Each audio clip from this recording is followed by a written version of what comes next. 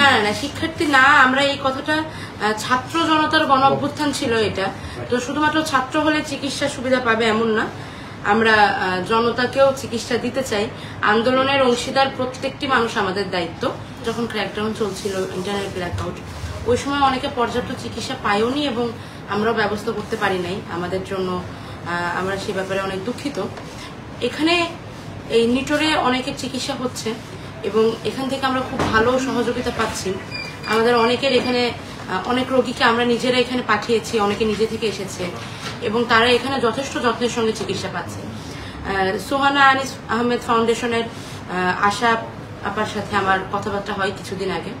তখন থেকে ওনারা ততদিনে কাজ শুরু করে দিয়েছিলেন নিজেদের মতো। তারপরে আমরা বলি ঠিক আছে, ব্যাপারটা কোঅর্ডিনেশন করা যেতে পারে। আর এখানে ওনারা খুবই যত্নের সঙ্গে এখানে শুধুমাত্র খরচ না, এনে ওষুধ আরো বিভিন্ন ধরনের সাহায্য তারা করছেন। আমাদের সোহানা এবং আনিস আহমেদ ফাউন্ডেশনের কোচিয়ার এবং ফাউন্ডার আনিস আহমেদ স্যার উনি বলেছেন যে মানে কোনো পেশেন্ট যেন মানে এতটুকু গ্যাপ নিয়ে ফেরত না যায় এবং শেষ দিন পর্যন্ত যদি কোনো পেশেন্টকে এরকম হয় যে অনেক পেশেন্ট আছে যে নুসরাত আপু এরকম রেফারেন্স দিয়েছে যে চোখের ভিতরে গুলি ঢুকে গেছে, সেই পেশেন্টের ট্রিটমেন্টটা বাংলাদেশে সম্ভব না।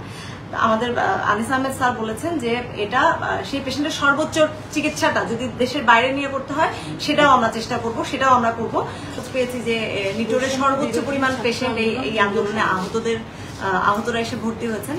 তখন থেকে আমরা নুসরাত আপুদের সমন্বয় এবং এখানে ডিরেক্টর স্যারের সাথে কমিউনিকেশন করে আমরা এই পেশেন্টদের পাশে দাঁড়ানোর চেষ্টা করেছি এবং এখানে আমরা ইনিশিয়ালি 140 জনের লিস্ট পেয়েছিলাম স্যারদের সহযোগিতাতে। তো আমরা এই 140 জনের জন্য মানে গভর্নমেন্ট থেকে তো হসপিটাল থেকে তো একটা সহযোগিতা করছে, সব ধরনের সহযোগিতা করছে, কিন্তু স্যার যেটা বললেন যে অর্থোপেডিকের পেশেন্টদের আসলে লং টার্ম ট্রিটমেন্ট এবং ওদের এমন কিছু ডিভাইসেস লাগে যেগুলো হয়তো মানে অনেক কস্টলি এবং এটা হয়তো হসপিটাল থেকে প্রোভাইড হয় না। তখন সেই ক্ষেত্রে সেই ডিভাইসগুলো, সেই মেডিকেশনগুলো, যেমন ইনজেক্টেবল অনেক ধরনের অ্যান্টিবায়োটিক আছে যেগুলো অনেক কস্টলি, বাট এদের কন্টিনিউশন রাখতে হয়, সেইগুলোর ব্যাপারে আমরা কথা বলেছি স্যারদের সাথে। আমরা এখানে স্যারদের যেমন সমাজ যে সেবা অধিদপ্তর আছে ওটার এগেইনস্টে আমরা ফান্ডিং করেছি, আর ওনাদেরকে আমরা নিশ্চিত করেছি যে এখন বর্তমানে আসিফ ভাই আমাদেরকে 15 দিনের গ্যাপে গ্যাপে আমাদেরকে টোটাল কত ধরনের মেডিকেশন লাগছে সেটার একটা হিসাব দিচ্ছেন। আমরা বলেছি আনটিল দ্য লাস্ট পেশেন্ট এখানে যতদিন থাকবে শেষ পেশেন্টটা পর্যন্ত যে মেডিকেশনের সাপোর্টটা লাগে সেটা আমরা প্রোভাইড করবো। এটা একটা।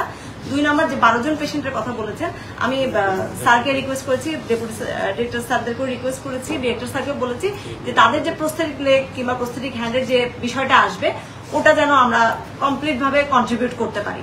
ঠিক যেখানে যেখানে যে পরিমাণ রিচ করতে পারছি আমরা তাদেরকে সহায়তা করছি। যেমন নিটোর ছাড়াও কিন্তু আমরা ঢাকা মেডিকেল কলেজে গিয়েছি, ওখানেও আমরা একটা আর্থিক সহায়তা করেছি।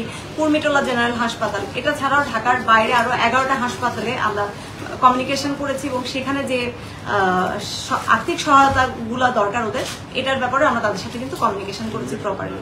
সো যেখানে যেমন ভাবে আমাদের কাছে রেফারেন্স আসছে আমরা সেটা ভ্যালিডেট করে আপুদের কাছ থেকে ভ্যালিডেশন করে নিয়ে আমরা কিন্তু সেই জায়গাতে আমাদের সহায়তার হাত বাড়িয়ে দিচ্ছি।